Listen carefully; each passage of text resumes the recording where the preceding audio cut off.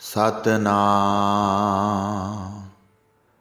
ਸ਼੍ਰੀ ਵਾਹਿਗੁਰੂ ਸਾਹਿਬ JIO. ਪਰਮ ਸਨਮਾਨਿਓ ਗੁਰੂ ਰੂਪ ਗੁਰੂ ਖਾਲਸਾ ਸਾਧ ਸੰਗਤ ਜੀ, ਵਾਹਿਗੁਰੂ ਜੀ ਕਾ ਖਾਲਸਾ ਵਾਹਿਗੁਰੂ ਜੀ ਕੀ ਫਤਿਹ। ਪਿਆਰੀ ਸਾਧ ਸੰਗਤ ਜੀ, ਮੰਡੀ ਦਾ ਰਾਜਾ ਧੰਨ ਸ਼੍ਰੀ ਗੁਰੂ ਅਰਜਨ ਦੇਵ ਸਾਹਿਬ ਜੀ ਮਹਾਰਾਜ ਜੀ ਦੇ ਦਰਸ਼ਨ ਕਰਨਾ ਚਾਹੁੰਦਾ ਸੀ। ਰਾਜਾ ਪੈਦਲ ਹੀ ਚੱਲ ਕੇ ਬੜੀ ਸ਼ਰਧਾ ਧਾਰ ਕੇ ਗੁਰੂ ਜੀ ਦੇ ਪਾਸ ਪਹੁੰਚਿਆ ਤੇ ਜਾ ਕੇ ਚਰਨ ਕਮਲਾਂ ਤੇ ਸਿਰ ਨਿਵਾਇਆ, ਹੱਥ ਜੋੜ ਕੇ ਬਹੁਤ ਬੇਨਤੀ ਕੀਤੀ, ਹੇ ਗੁਰੂ ਜੀ, ਮੈਂ ਆਪ ਜੀ ਦੀ ਮਹਿਮਾ ਸੁਣ ਕੇ ਹੁਣ ਆਪ ਜੀ ਦੀ ਸ਼ਰਨ ਵਿੱਚ ਆਇਆ ਹਾਂ। ਇਹ ਕਹਿ ਕੇ ਸਾਰਿਆਂ ਵਾਂਗ ਬੈਠ ਗਿਆ। ਉਸ ਸਮੇਂ ਸ਼੍ਰੀ ਗੁਰੂ ਅਰਜਨ ਦੇਵ ਜੀ ਹੱਥ ਵਿੱਚ ਪੋਥੀ ਫੜ ਕੇ ਪੜ੍ਹ ਰਹੇ ਸਨ। ਮੁੱਖ ਵਿੱਚ ਓਂਕਾਰ ਦੀ ਇਹੋ ਤੁਕ ਸੀ, ਲਿਖਿਆ ਹੋਇਆ ਕਿਸੇ ਤਰ੍ਹਾਂ ਵੀ ਮਿਟ ਨਹੀਂ ਸਕਦਾ। ਜਿਵੇਂ ਪ੍ਰਭੂ ਦੀ ਮਰਜ਼ੀ ਹੋਵੇ ਉਸ ਤਰ੍ਹਾਂ ਹੀ ਜੀਵ ਨੂੰ ਸੰਭਾਲ ਲੈਂਦਾ ਹੈ। ਪ੍ਰਭੂ ਦੀ ਨਜ਼ਰ ਸਵੱਲੀ ਹੋਣ 'ਤੇ ਸੁੱਖ ਮਿਲ ਜਾਂਦਾ ਹੈ। ਇਹ ਸੁਣ ਕੇ ਰਾਜੇ ਨੇ ਹਿਰਦੇ ਵਿੱਚ ਵਿਚਾਰ ਕੀਤੀ, ਇਹ ਰੀਤੀ ਜੇ ਸੱਚੀ ਉਚਾਰਨ ਕੀਤੀ ਹੈ, ਇਹਨਾਂ ਨੂੰ ਮਿਲਣ ਦਾ ਫਿਰ ਕੋਈ ਫਲ ਨਹੀਂ ਹੈ। ਜੇ ਕਿਸੇ ਤਰ੍ਹਾਂ ਵੀ ਲਿਖਿਆ ਹੋਇਆ ਨਹੀਂ ਮਿਟ ਸਕਦਾ ਹੈ, ਜਿਸ ਬਾਰੇ ਕੋਈ ਵੀ ਉਪਾਅ ਨਹੀਂ ਚੱਲ ਸਕਦਾ ਹੈ। ਫਿਰ ਹੱਥ ਜੋੜ ਕੇ ਗੁਰੂ ਜੀ ਨੂੰ ਕਿਹਾ, ਆਪ ਜੀ ਦੇ ਸਾਰੇ ਆਸ਼ੇ ਨੂੰ ਸਮਝ ਗਿਆ ਹਾਂ। ਹੁਣ ਕਿਉਂ ਆਪ ਜੀ ਦਾ ਸਿੱਖ ਬਣ ਕੇ ਗੁਰੂ ਧਾਰਨ ਕਰਾਂ, ਜੇ ਨਿਰਧਾਰਿਤ ਲਿਖਿਆ ਭਾਗ ਹੀ ਭੋਗਣਾ ਹੈ।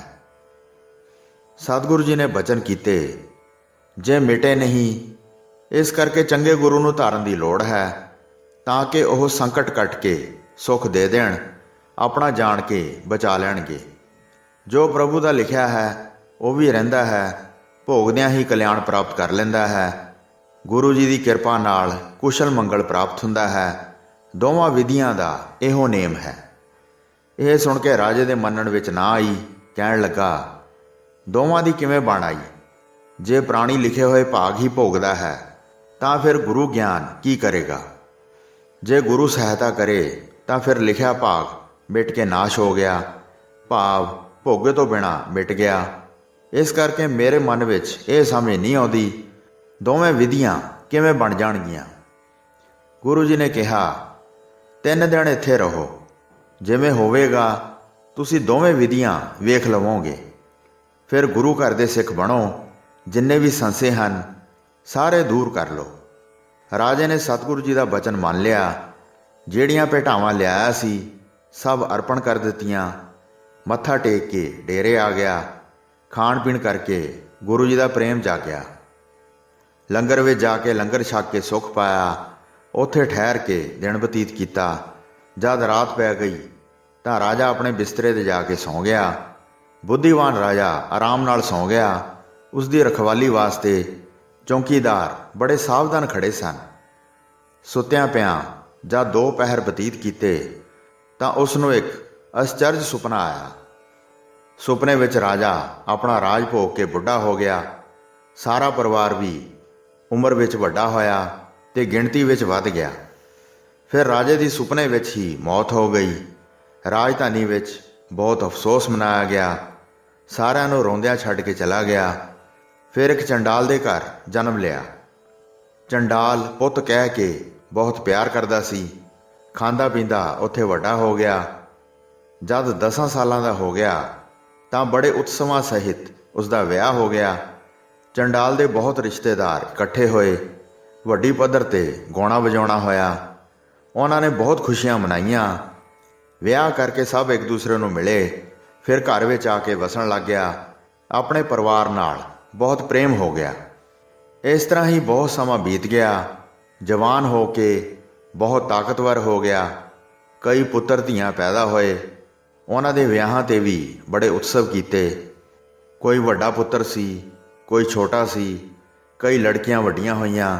ਸਾਰਿਆਂ ਨੂੰ ਵਿਆਹ ਦਿੱਤਾ ਅਤੇ ਪਰਿਵਾਰ ਬਹੁਤ ਵੱਧ ਗਿਆ। ਬੜੇ ਪਿਆਰ ਨਾਲ ਪੁੱਤਰ ਪੋਤਰੇ ਵੇਖਦਾ ਸੀ। ਉਹਨਾਂ ਦੇ ਪਿਆਰ ਵਿੱਚ ਖੁਸ਼ੀ ਗਮੀ ਧਾਰਨ ਕੀਤੀ ਹੋਈ ਸੀ। ਇਸ ਤਰ੍ਹਾਂ ਦੁੱਖ ਸੁੱਖ ਵੇਖਦਿਆਂ ਉਮਰ ਬਤੀਤ ਕੀਤੀ। ਚੰਡਾਲ ਦਾ ਜਨਮ ਪਾ ਕੇ ਭੋਗਿਆ। ਮੌਤ ਹੋ ਗਈ ਤਾਂ ਉੱਥੇ ਉਸ ਦੇ ਪਰਿਵਾਰ ਨੇ ਬਹੁਤ ਸੋਗ ਮਨਾਇਆ। ਆਪਣੀ ਇਸਤਰੀ ਨੂੰ ਰੋਂਦੀ ਅਤੇ ਵਿਰਲਾਪ ਕਰਦੀ ਸੁਣਦਾ ਸੀ।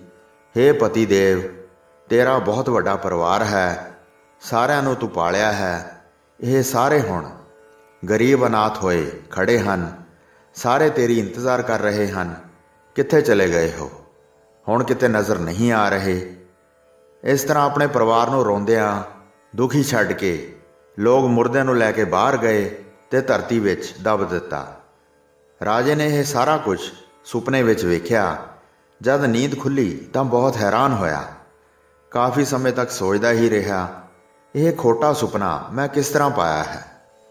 ਜਦ ਸਵੇਰ ਹੋਈ ਤਾਂ ਇੱਕ ਸਿੱਖ ਰਾਜੇ ਦੇ ਪਾਸ ਗਿਆ, ਉਸ ਨੂੰ ਗੁਰੂ ਜੀ ਦਾ ਹੁਕਮ ਸੁਣਾਇਆ।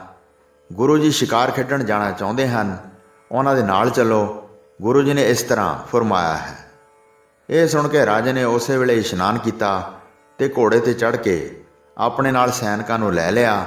ਘੋੜੇ 'ਤੇ ਚੜ੍ਹ ਕੇ ਨਗਰ ਦੇ ਅੰਦਰ ਆਇਆ ਤੇ ਉੱਥੇ ਜਾ ਕੇ ਗੁਰੂ ਜੀ ਨੂੰ ਆਪਣੇ ਨਾਲ ਮਿਲਾ ਲਿਆ। ਆਪਣੇ ਚਿੱਤ ਵਿੱਚ ਭੈੜੇ ਸੁਪਨੇ ਨੂੰ ਬਾਰ-ਬਾਰ ਯਾਦ ਕਰ ਰਿਹਾ ਸੀ, ਪਰ ਉਸ ਸਮੇਂ ਮੁਖ ਤੋਂ ਕਹਿ ਨਹੀਂ ਸੀ ਸਕਦਾ। ਮਲੀਨ ਮੁਖ ਨਾਲ ਹੀ ਹੁਕਮ ਮੰਨਿਆ ਤੇ ਗੁਰੂ ਜੀ ਨੂੰ ਨਾਲ ਲੈ ਕੇ ਚੱਲ ਪਿਆ। ਬਹੁਤ ਸ਼ਿਕਾਰ ਖੇਡਾਂਗਾ, ਹਿਰਨਾਂ ਨੂੰ ਘੇਰ ਕੇ ਗੁਰੂ ਜੀ ਪਾਸੋਂ ਮਰਵਾਵਾਂਗਾ। ਘੋੜੇ ਨੂੰ ਭਜਾ ਕੇ ਹਿਰਨ ਮਾਰਾਂਗਾ ਅਤੇ ਬਾਜਾਂ ਪਾਸੋਂ ਪੰਛੀ ਮਰਵਾਵਾਂਗਾ। ਰਾਹ ਵਿੱਚ ਚਲੇ ਜਾਂਦਾ ਸੁਣਾ ਰਿਹਾ ਸੀ, ਵੇਖਣਾ ਅੱਜ ਜਿਵੇਂ ਮੈਂ ਹਿਰਨਾਂ ਨੂੰ ਮਾਰਦਾ ਹਾਂ।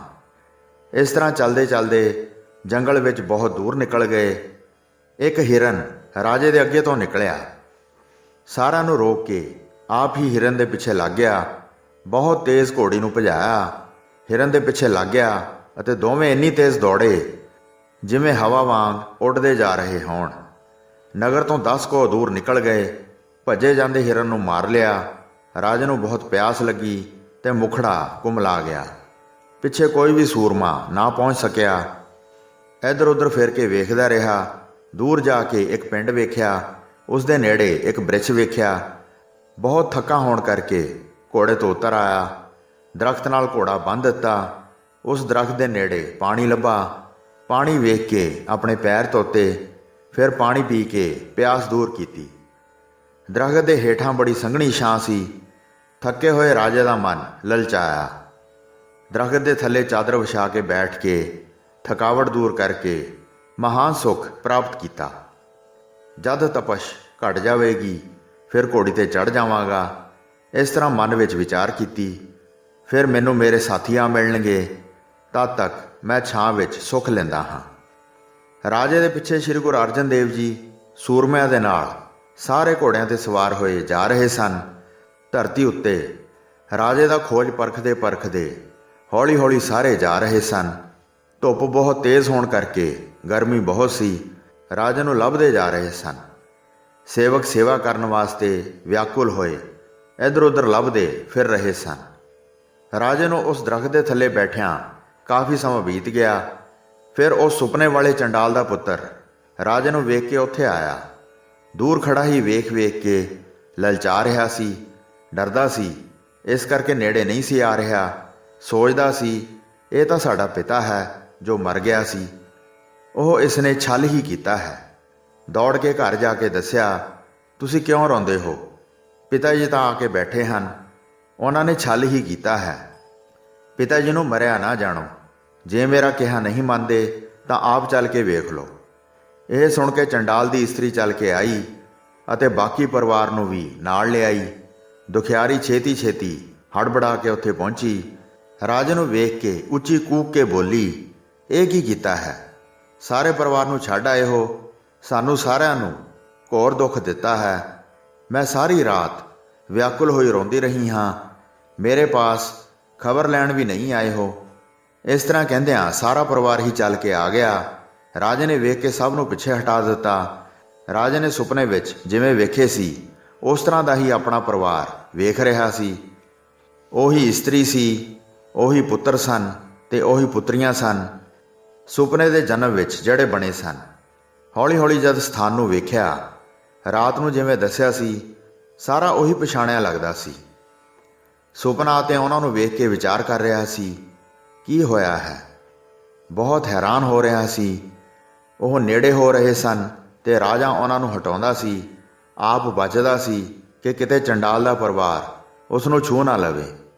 ਚੰਡਾਲਣੀ ਨੇ ਕਿਹਾ, ਤੂੰ ਮੇਰਾ ਪਤੀ ਹੈ, ਮੇਰੇ ਨਾਲ ਬਹੁਤ ਭੋਗ ਭੋਗਦਾ ਰਿਹਾ ਹੈ। ਧੀਆਂ ਪੁੱਤਰ ਇਹ ਸਾਰੇ ਤੂੰ ਹੀ ਪੈਦਾ ਕੀਤੇ ਹਨ, ਹੁਣ ਤੇਰੇ ਹਿਰਦੇ ਵਿੱਚ ਕੀ ਆਇਆ ਹੈ? ਕੱਪੜੇ ਸ਼ਸਤਰ ਚੰਗੇ ਪਹਿਨ ਕੇ ਸਾਨੂੰ ਮਿਲਣ ਤੋਂ ਪਿੱਛੇ ਹਟਦਾ ਹੈ? ਮਰਨ ਦਾ ਛਲ ਕਰਕੇ ਸਾਨੂੰ ਛੱਡ ਕੇ ਆ ਗਿਆ ਹੈ? ਕਿੱਥੋਂ ਜਾ ਕੇ ਇਹ ਧਨ ਪਦਾਰਥ ਲਿਆ ਹੈ? ਆਪਣੇ ਪੁੱਤਰ ਨੂੰ ਗੋਦ ਵਿੱਚ ਕਿਉਂ ਨਹੀਂ ਲੈਂਦਾ ਹੈ? ਹੁਣ ਆਪਣੇ ਘਰ ਦਾ ਸੁੱਖ ਕਿਉਂ ਨਹੀਂ ਲੈਂਦਾ ਹੈ? ਹੁਣ ਆਪਣੇ ਸਾਰੇ ਪਰਿਵਾਰ ਨੂੰ ਕਿਉਂ ਨਹੀਂ ਮਿਲਦਾ ਜਿਨ੍ਹਾਂ ਨਾਲ ਤੂੰ ਸਦਾ ਪਿਆਰ ਕਰਦਾ ਰਿਹਾ? ਸੁਣ ਸੁਣ ਕੇ ਸਾਰੇ ਚੰਡਾਲ ਚੱਲ ਕੇ ਆ ਗਏ। ਸਾਰੇ ਇਕੱਠੇ ਹੋ ਕੇ ਰਾਜੇ ਨੂੰ ਘੇਰ ਕੇ ਖਲੋ ਗਏ। ਜੇ ਰਾਤ ਦੇ ਸੁਪਨੇ ਨੂੰ ਵਿਚਾਰੇ ਤਾਂ ਸਾਰਿਆਂ ਨੂੰ ਆਪਣਾ ਪਰਿਵਾਰ ਜਾਣਦਾ ਸੀ। ਜਦ ਆਪਣੀ ਜਾਗਦੀ ਅਵਸਥਾ ਨੂੰ ਪਹਿਚਾਣਦਾ ਸੀ ਤਾਂ ਉਹਨਾਂ ਨੂੰ ਪਿਛਾਂਹ ਹਟਣ ਵਾਸਤੇ ਕਹਿੰਦਾ ਸੀ। ਕਹਿਣ ਲੱਗਾ, ਮੈਂ ਤੁਹਾਡਾ ਸੰਬੰਧੀ ਨਹੀਂ ਹਾਂ, ਮੈਂ ਫਲਾਣੇ ਪਹਾੜ ਦਾ ਪਹਾੜੀ ਰਾਜਾ ਹਾਂ। ਦੂਰ ਹਟ ਕੇ ਖੜੇ ਰਹੋ, ਤੁਹਾਨੂੰ ਨੀਚ ਵਿਚਾਰ ਕੇ ਮੈਂ ਛੂਹਾਂਗਾ ਨਹੀਂ। ਤੁਸੀਂ ਆਪਣੇ ਆਪ ਨੂੰ ਕਿਉਂ ਨਹੀਂ ਪਹਿਚਾਣਦੇ? ਮੈਨੂੰ ਆਪਣਾ ਸੰਬੰਧੀ ਕਹਿੰਦੇ ਹੋ? ਇਸ ਤਰ੍ਹਾਂ ਝਗੜਦਿਆਂ ਕਾਫੀ ਸਮਾਂ ਬੀਤ ਗਿਆ। ਇੰਨੇ ਵਿੱਚ ਵੱਡੇ ਸਤਿਗੁਰੂ ਜੀ ਸੈਨਿਕਾਂ ਸਮੇਤ ਉੱਥੇ ਪਹੁੰਚ ਗਏ ਜਿੱਥੇ ਚੰਡਾਲਾਂ ਦੇ ਇਕੱਠ ਨੇ ਰਾਜੇ ਨੂੰ ਘੇਰਿਆ ਹੋਇਆ ਸੀ। ਸਾਰਿਆਂ ਨੂੰ ਕਹਿ ਕੇ ਦੂਰ ਹਟਾ ਦਿੱਤਾ। ਉਹਨਾਂ ਨੂੰ ਪਿਛਾਂਹ ਬਿਠਾ ਕੇ ਪੁੱਛਿਆ। ਸ੍ਰੀ ਗੁਰੂ ਅਰਜਨ ਦੇਵ ਜੀ ਅਤੇ ਸਾਰੇ ਮਨੁੱਖ ਸੁਣਨ ਵਾਸਤੇ ਹਿੱਤ ਧਾਰ ਕੇ ਬੈਠ ਗਏ। ਚੰਡਾਲ ਕਹਿਣ ਲੱਗੇ, ਇਹ ਸਾਡੇ ਸੰਬੰਧੀ ਲੱਗਦੇ ਹਨ। ਇਹ ਸਾਰਾ ਪਰਿਵਾਰ ਇਹਨਾਂ ਦਾ ਹੀ ਹੈ। ਕੱਪੜੇ ਸ਼ਸਤਰ ਗਹਿਣੇ ਅਤੇ ਘੋੜਾ ਮਰਨ ਦਾ ਛਲ ਕਰਕੇ ਹੋਰ ਲਿਆਏ ਹਨ। ਬਾਕੀ ਸਾਰਾ ਸਰੀਰ ਉਹੀ ਹੈ ਜਿਹੜਾ ਸਾਡੇ ਵਿੱਚ ਵਸਦਾ ਸੀ। ਸਾਰਿਆਂ ਨੇ ਚੰਗੀ ਤਰ੍ਹਾਂ ਪਹਿਚਾਣ ਲਿਆ ਹੈ, ਇਹ ਉਹੀ ਹਨ ਜਿਹੜੇ ਸਾਡੇ ਨਾਲ ਰਹਿੰਦੇ ਸਨ। ਅਸੀਂ ਹੁਣ ਇਹਨਾਂ ਨੂੰ ਜਾਣ ਨਹੀਂ ਦਿਆਂਗੇ। ਜੇ ਇਸ ਨੇ ਜਾਣਾ ਹੀ ਹੈ ਤਾਂ ਆਪਣੇ ਪਰਿਵਾਰ ਨੂੰ ਵੀ ਆਪਣੇ ਨਾਲ ਲੈ ਕੇ ਜਾਣ।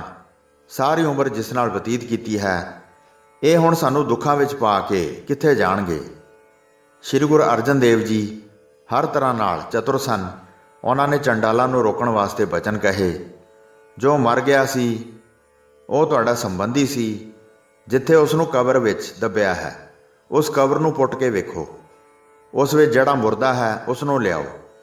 ਜਦ ਇਹ ਜਾਣੋ ਕਿ ਇਹ ਤੁਹਾਡਾ ਸੰਬੰਧੀ ਨਹੀਂ ਹੈ, ਜੇ ਉੱਥੇ ਤੁਸੀਂ ਮੁਰਦਾ ਨਾ ਵੇਖੋ ਤਾਂ ਤੁਹਾਡਾ ਕਿਹਾ ਸੱਚਾ ਮੰਨਿਆ ਜਾਵੇਗਾ। ਗੁਰੂ ਜੀ ਦੇ ਇਹ ਬਚਨ ਸੁਣ ਕੇ ਸਭ ਨੇ ਮੰਨ ਲਏ। ਕਹਿਣ ਲੱਗੇ, ਇਹ ਤੁਸੀਂ ਚੰਗੀ ਗੱਲ ਕਹੀ ਹੈ। ਸਾਰੇ ਚੰਡਾਲਾਂ ਨੇ ਜਾ ਕੇ ਫਿਰ ਉਸ ਕਬਰ ਨੂੰ ਪੁੱਟਿਆ। ਉੱਥੇ ਦੱਬੇ ਹੋਏ ਮੁਰਦੇ ਨੂੰ ਵੇਖਿਆ। ਤਦ ਸਾਰੇ ਚੰਡਾਲ ਹੈਰਾਨ ਰਹਿ ਗਏ। ਫਿਰ ਕੁਝ ਕਹਿਣ ਵਾਸਤੇ ਨੇੜੇ ਨਾ ਆਏ। ਰਾਜੇ ਨੂੰ ਘੋੜੀ ਉੱਤੇ ਚੜ੍ਹਾ ਕੇ ਸਾਰੇ ਆਪਣੀ ਨਗਰੀ ਦੇ ਰਾਹ ਪੈ ਗਏ। ਸ਼ਾਮ ਨੂੰ ਚੱਲ ਕੇ ਉੱਥੇ ਆ ਗਏ। ਰਾਜਾ ਸੋਚ ਕੇ ਬਹੁਤ ਹੈਰਾਨ ਹੋਇਆ। ਅਚਰਜ ਗਾਥਾ ਕਹਿ ਨਹੀਂ ਸੀ ਸਕਦਾ। ਸੋਚਦਾ ਹੈ, ਅੱਜ ਮੇਰੇ ਨਾਲ ਇਹ ਕੀ ਹੋਇਆ ਹੈ? ਸੋਚਦਿਆਂ ਸੋਚਦਿਆਂ ਮਨ ਵਿੱਚ ਇਹ ਗੱਲ ਆਈ, ਸਾਰੀ ਵਾਰਤਾ ਪ੍ਰਭੂ ਗੁਰੂ ਜੀ ਨੂੰ ਸੁਣਾਵਾਂ। ਮੇਰੀ ਮੱਤ ਵਿੱਚ ਇਹ ਕੁਝ ਸਮਝ ਨਹੀਂ ਆਉਂਦਾ। ਸੁਪਨੇ ਦੀ ਗੱਲ ਜਾਗਦਿਆਂ ਵੀ ਦਿਸਦੀ ਹੈ। ਆਪਣੇ ਸਥਾਨ 'ਤੇ ਖਾਣ ਪੀਣ ਕਰਕੇ ਸਾਰੇ ਥਕਾਵਟ ਦੂਰ ਕਰਕੇ ਸੌਂ ਗਏ। ਜਦ ਸਵੇਰ ਹੋਈ ਤਾਂ ਇਸ਼ਨਾਨ ਕੀਤਾ। ਰਾਜਾ ਮਨ ਵਿੱਚ ਬਹੁਤ ਸੋਚ ਰਿਹਾ ਸੀ। ਗੁਰੂ ਜੀ ਪਾਸੋਂ ਪੁੱਛਦਾ ਹਾਂ। ਇਸ ਤਰ੍ਹਾਂ ਰਾਜਾ ਦੀਨ ਹੋ ਗਿਆ। ਬਸਤਰ ਸ਼ਸਤਰ ਸਾਰੇ ਸਰੀਰ 'ਤੇ ਧਾਰਨ ਕਰ ਲਏ। ਮੰਤਰੀ ਅਤੇ ਸੂਰਮੇ ਆਪਣੇ ਨਾਲ ਲੈ ਲਏ। ਹੌਲੀ ਹੌਲੀ ਪੈਦਲ ਚੱਲ ਕੇ ਗਿਆ ਤੇ ਜਾ ਕੇ ਗੁਰੂ ਜੀ ਦੇ ਦਰਸ਼ਨ ਕੀਤੇ। ਚਰਨ ਕਮਲਾਂ 'ਤੇ ਬੰਦਨਾ ਕੀਤੀ ਅਤੇ ਸਨਿਮਰ ਹੋ ਕੇ ਗੁਰੂ ਜੀ ਦੇ ਅੱਗੇ ਬੈਠ ਗਿਆ। ਗੁਰੂ ਜੀ ਨੇ ਆਦਰ ਨਾਲ ਕਹਿ ਕੇ ਪੁੱਛਿਆ, ਹੇ ਰਾਜਨ, ਚਿੰਤਾ ਧਾਰਨ ਕਰਕੇ ਕਿਉਂ ਮਨ ਨੂੰ ਭੰਗ ਕਰ ਰਿਹਾ ਹੈ? ਕੀ ਕਾਰਨ ਹੈ? ਐਸਾ ਕੀ ਵੇਖਿਆ ਜਾਂ ਪਾਇਆ ਹੈ? ਇਹ ਸੁਣ ਕੇ ਰਾਜੇ ਨੇ ਬਹੁਤ ਸ਼ਰਧਾ ਧਾਰ ਕੇ ਮਨ ਵਿੱਚ ਸੋਚਿਆ, ਗੁਰੂ ਜੀ ਨੇ ਮੇਰੇ ਮਨ ਭਾਉਂਦੀ ਗੱਲ ਪੁੱਛੀ ਹੈ। ਹੱਥ ਜੋੜ ਕੇ ਸਾਰਾ ਬਿਰਤਾਂਤ ਸੁਣਾਇਆ। ਤੁਸੀਂ ਸਮਰੱਥ ਸਭ ਤਰ੍ਹਾਂ ਮਹਾਨ ਹੋ, ਗੁਪਤ ਪ੍ਰਗਟ ਸਭ ਬਿਰਤਾਂਤ ਪਛਾਣਦੇ ਹੋ। ਜੋ ਤਿੰਨਾਂ ਕਾਲਾਂ ਵਿੱਚ ਹੋ ਰਿਹਾ ਹੈ ਸਭ ਜਾਣਦੇ ਹੋ। ਮੇਰੇ ਮਨ ਵਿੱਚ ਬਹੁਤ ਸ਼ੰਕਾ ਹੋਈ ਹੈ। ਤੁਹਾਡੇ ਬਗੈਰ ਹੋਰ ਕੋਈ ਮੇਰੇ ਇਸ ਸੰਦੇਹ ਨੂੰ ਦੂਰ ਨਹੀਂ ਕਰ ਸਕਦਾ। ਰਾਤ ਨੂੰ ਮੈਨੂੰ ਇੱਕ ਸੁਪਨਾ ਇਸ ਤਰ੍ਹਾਂ ਆਇਆ, ਮੈਂ ਮਰ ਕੇ ਆਪਣਾ ਸਰੀਰ ਛੱਡ ਦਿੱਤਾ। ਸਭ ਰਣਵਾਸ ਅਤੇ ਰਾਜ ਦੇ ਲੋਕ ਦਿਲ ਵਿੱਚ ਦੁੱਖ ਧਾਰਨ ਕਰਕੇ ਰੋਂਦੇ ਪਿੱਟਦੇ ਸਨ। ਫਿਰ ਮੈਂ ਇੱਕ ਚੰਡਾਲ ਦੇ ਘਰ ਜਨਮ ਲਿਆ। ਉੱਥੇ ਮੇਰਾ ਬਹੁਤ ਵੱਡਾ ਪਰਿਵਾਰ ਹੋਇਆ। ਉੱਥੇ ਸਾਰੀ ਉਮਰ ਭੋਗ ਕੇ ਮੇਰੀ ਮ੍ਰਿਤਿੂ ਹੋ ਗਈ ਤੇ ਮੈਂ ਮਹਾਨ ਸੰਕਟ ਵਿੱਚ ਪੈ ਗਿਆ। ਸਵੇਰ ਹੁੰਦਿਆਂ ਜਦ ਸ਼ਿਕਾਰ ਖੇਡਣ ਗਏ, ਉੱਥੇ ਮੇਰੇ ਸੁਪਨੇ ਵਾਲੇ ਪਰਿਵਾਰ ਦੇ ਚੰਡਾਲਾਂ ਨੇ ਮੈਨੂੰ ਘੇਰ ਲਿਆ। ਜੋ ਸੁਪਨੇ ਵਿੱਚ ਮੇਰਾ ਪਰਿਵਾਰ ਸੀ, ਸਾਰਿਆਂ ਨੂੰ ਉਸ ਰੂਪ ਵਿੱਚ ਜਾਗਦਿਆਂ ਹੋਇਆਂ ਵੇਖਿਆ। ਪਤਨੀ, ਪੁੱਤਰ ਅਤੇ ਜਿਹੜੀਆਂ ਪੁੱਤਰੀਆਂ ਸਨ, ਮੈਂ ਉਹਨਾਂ ਸਭ ਨੂੰ ਪਹਿਚਾਣ ਲਿਆ। ਉਹਨਾਂ ਨੇ ਵੀ ਮੈਨੂੰ ਪਹਿਚਾਣ ਲਿਆ। ਜਿਹੜਾ ਉਹਨਾਂ ਨੇ ਝਗੜਾ ਕੀਤਾ ਸੀ, ਉਹ ਤੁਸੀਂ ਵੇਖ ਹੀ ਲਿਆ ਹੈ। ਇਹ ਸਾਰਾ ਜੋ ਬਿਰਤਾਂਤ ਹੋਇਆ ਹੈ, ਕੀ ਇਹ ਸੱਚ ਹੈ ਕਿ ਝੂਠ ਹੋਇਆ ਹੈ? ਮੇਰੇ ਮਨ ਵਿੱਚ ਕੋਈ ਨਿਸ਼ਚਾ ਨਹੀਂ ਆਇਆ ਹੈ, ਇਸ ਕਰਕੇ ਮੇਰੇ ਮਨ ਵਿੱਚ ਬੜੀ ਚਿੰਤਾ ਹੋਈ ਹੈ। ਕਿਰਪਾ ਕਰਕੇ ਇਹ ਸਭ ਕੁਝ ਦੱਸੋ, ਇਹ ਕੀ ਆਸ਼ਚਰਜ ਹੋਇਆ ਹੈ? ਚੰਗੀ ਤਰ੍ਹਾਂ ਸਮਝਾਓ। ਇਸ ਤਰ੍ਹਾਂ ਰਾਜੇ ਦੀ ਸਾਰੀ ਗੱਲ ਸੁਣ ਕੇ ਸ੍ਰੀ ਗੁਰੂ ਅਰਜਨ ਦੇਵ ਜੀ ਨੇ ਕਿਹਾ, ਪ੍ਰਭ ਦਾ ਲਿਖਿਆ ਕਿਤੇ ਨਹੀਂ ਜਾਂਦਾ ਹੈ, ਜਿਸ ਦੇ ਸਤਿਗੁਰੂ ਜੀ ਸਹਾਇਕ ਹੁੰਦੇ ਹਨ। ਇਸ ਤਰ੍ਹਾਂ ਤੁਹਾਡੇ ਨਾਲ ਹੋਈ ਬੀਤੀ ਹੈ, ਇਸ ਲਈ ਆਪਣੇ ਮਨ ਵਿੱਚ ਉਦਾਸ ਨਾ ਹੋਵੋ। ਸਤਿਗੁਰੂ ਜੀ ਤੁਹਾਡੇ ਸਹਾਇਕ ਹੋਏ ਹਨ। ਤੁਸੀਂ ਹਿਰਦੇ ਵਿੱਚ ਜਿਹੜੀ ਗੱਲ ਵਿਚਾਰਦੇ ਸੀ, ਉਹਨਾਂ ਨੇ ਸਮਝ ਲਈ ਹੈ। ਤੇਰੇ ਭਾਗਾਂ ਵਿੱਚ ਚੰਡਾਲ ਦੇ ਘਰ ਜਨਮ ਲੈਣਾ ਪ੍ਰਭੂ ਵੱਲੋਂ ਲਿਖਿਆ ਹੋਇਆ ਸੀ ਅਤੇ ਅਟਲ ਤੁਸੀਂ ਇਹ ਜਨਮ ਲੈਣਾ ਸੀ। ਆਪਣਾ ਘਰ ਛੱਡ ਕੇ ਤੁਸੀਂ ਚੱਲ ਕੇ ਆਏ ਹੋ ਅਤੇ ਸਤਿਗੁਰੂ ਜੀ ਦੇ ਅੱਗੇ ਸਿਰ ਨਿਵਾਇਆ ਹੈ। ਇੱਥੇ ਆ ਕੇ ਉਪਹਾਰ ਭੇਟ ਕੀਤੇ ਹਨ ਅਤੇ ਸ਼ਰਧਾ ਧਾਰਨ ਕਰਕੇ ਚਰਨ ਪਰਸੇ ਹਨ। ਇਸ ਕਰਕੇ ਸਤਿਗੁਰੂ ਜੀ ਨੇ ਤੁਹਾਡੀ ਸਹਾਇਤਾ ਕੀਤੀ। ਸੁਪਨੇ ਵਿੱਚ ਹੀ ਤੁਹਾਨੂੰ ਸਭ ਕੁਝ ਦੱਸ ਦਿੱਤਾ ਹੈ। ਜੋ ਚੰਡਾਲ ਦਾ ਜਨਮ ਤੂੰ ਧਾਰਨ ਕਰਨਾ ਸੀ, ਉਹ ਇੱਕ ਰਾਤ ਵਿੱਚ ਹੀ ਬਤੀਤ ਕਰਵਾ ਦਿੱਤਾ। ਤੇਰੇ ਮਨ ਵਿੱਚ ਇਹ ਭਰਮ ਸੀ, ਪ੍ਰਭੂ ਦਾ ਲਿਖਿਆ ਕੋਈ ਮੇਟ ਨਹੀਂ ਸਕਦਾ, ਤਾਂ ਗੁਰੂ ਜੀ ਦੀ ਸਹਾਇਤਾ ਕੀ ਕਰੇਗੀ? ਇਸ ਲਈ ਗੁਰੂ ਦੀ ਸੇਵਾ ਵਿਅਰਥ ਹੈ। ਇਸ ਤਰ੍ਹਾਂ ਤੁਸੀਂ ਸੰਸਾ ਧਾਰਨ ਕੀਤਾ ਹੋਇਆ ਸੀ। ਇਸ ਵਿਧੀ ਅਨੁਸਾਰ ਤੈਨੂੰ ਕਰਕੇ ਵਿਖਾਇਆ ਹੈ ਕਿ ਇਸ ਤਰ੍ਹਾਂ ਸਤਿਗੁਰੂ ਜੀ ਸਹਾਇਤਾ ਕਰਦੇ ਹਨ, ਮਹਾਨ ਕਸ਼ਟ ਤੋਂ ਬਚਾ ਲੈਂਦੇ ਹਨ। ਜਿਹੜਾ ਵਿਅਕਤੀ ਸ਼ਰਧਾ ਲਿਆ ਕੇ ਸਿੱਖ ਬਣਦਾ ਹੈ। ਇਹ ਸੁਣ ਕੇ ਰਾਜਾ ਬਹੁਤ ਪ੍ਰਸੰਨ ਹੋਇਆ। ਬੈਠਿਆਂ ਮਹਾਨ ਪ੍ਰੇਮ ਹਿਰਦੇ ਵਿੱਚ ਉਤਪੰਨ ਹੋਇਆ। ਨੈਣਾਂ ਵਿੱਚ ਪਿਆਰ ਭਰੇ ਹੰਝੂਆਂ ਦਾ ਪ੍ਰਵਾਹ ਵਹਿ ਤੁਰਿਆ। ਉਸੇ ਵੇਲੇ ਉੱਠ ਕੇ ਗੁਰੂ ਜੀ ਦੇ ਚਰਨ ਕਮਲਾਂ 'ਤੇ ਸਿਰ ਧਰ ਦਿੱਤਾ। ਕਹਿਣ ਲੱਗਾ, ਹੇ ਸਤਿਗੁਰੂ, ਧੰਨ ਸ਼੍ਰੀ ਗੁਰੂ ਅਰਜਨ ਦੇਵ ਜੀ, ਤੁਸੀਂ ਧੰਨ ਹੋ। ਤੁਸੀਂ ਆਪਣੇ ਸਿੱਖਾਂ ਦੀਆਂ ਅਰਜ਼ੋਈਆਂ ਸੁਣ ਕੇ ਉਹਨਾਂ ਦੀ ਰੱਖਿਆ ਕਰਦੇ ਹੋ। ਮੈਂ ਤੁਹਾਡੇ ਦਰਬਾਰ ਦਾ ਅਤ ਗਰੀਬ ਨਿਮਾਣਾ ਜੀਵ ਹਾਂ। ਕਿਰਪਾ ਕਰਕੇ ਮੇਰੀ ਬਾਂਹ ਫੜੋ ਤੇ ਮੈਨੂੰ ਭਵਜਲ ਤੋਂ ਪਾਰ ਕਰਵਾਓ। ਤੁਹਾਡੇ ਵਰਗਾ ਗੁਰੂ ਹੋਰ ਕਿੱਥੋਂ ਲੱਭ ਸਕਦਾ ਹੈ? ਤੁਸੀਂ ਜਨਮ ਮਰਨ ਦੇ ਮਹਾਨ ਦੁੱਖ ਕੱਢਦੇ ਹੋ।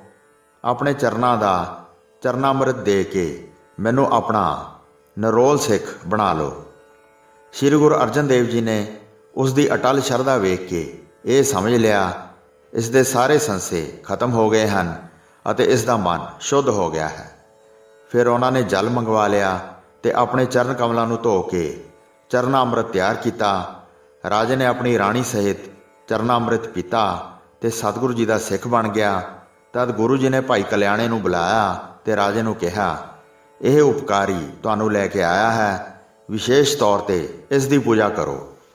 ਗੁਰੂ ਜੀ ਦੇ ਇਹ ਵਚਨ ਸੁਣ ਕੇ ਰਾਜੇ ਨੇ ਕਿਹਾ, ਇਹ ਮੇਰਾ ਈਸ਼ਵਰ ਹੈ, ਇਹਨਾਂ ਦੇ ਚਰਨਾਂ 'ਤੇ ਸਿਰ ਧਰ ਕੇ ਮੈਂ ਇਹਨਾਂ ਦਾ ਸਿਮਰਨ ਕਰਾਂਗਾ। ਇਸ ਤਰ੍ਹਾਂ ਰਾਜਾ ਕਾਫੀ ਦਿਨ ਸਤਿਗੁਰੂ ਜੀ ਦੇ ਪਾਸ ਧੀਰਜ ਧਾਰਨ ਕਰਕੇ ਰਿਹਾ। ਬਹੁਤ ਪ੍ਰਕਾਰ ਦੇ ਉਪਦੇਸ਼ ਸੁਣ ਕੇ ਉਹ ਹਮੇਸ਼ਾ ਪ੍ਰਭੂ ਦਾ ਸਿਮਰਨ ਕਰਦਾ ਸੀ। ਹੋਈਆਂ ਭੁੱਲਾਂ ਚੁੱਕਾਂ ਦੀ ਖਿਮਾ ਬਖਸ਼ਣੀ ਜੀ। ਦਾਸ ਨੂੰ ਆਗਿਆ ਦਿਓ। ਵਾਹਿਗੁਰੂ ਜੀ ਕਾ ਖਾਲਸਾ, ਵਾਹਿਗੁਰੂ ਜੀ ਕੀ ਫਤਿਹ।